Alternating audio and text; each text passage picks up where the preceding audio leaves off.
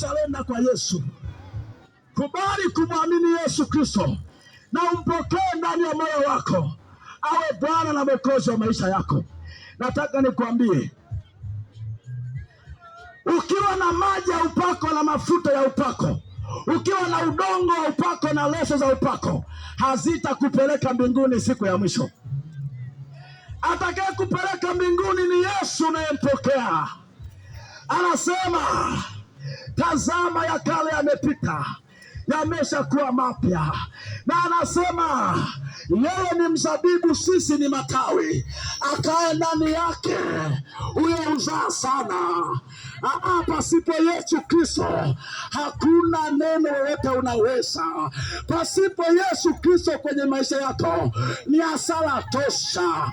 Pasipo kuwa na Yesu kwenye maisha yako, kwenye ndoa yako mpendwa, maisha yako yako hatarini, usalama wako uko hatarini. Haijalishi utakuwa na magari, utakuwa na pesa, utakuwa na kila kitu, kama hauna Yesu kwenye maisha yako ni hasara kabisa.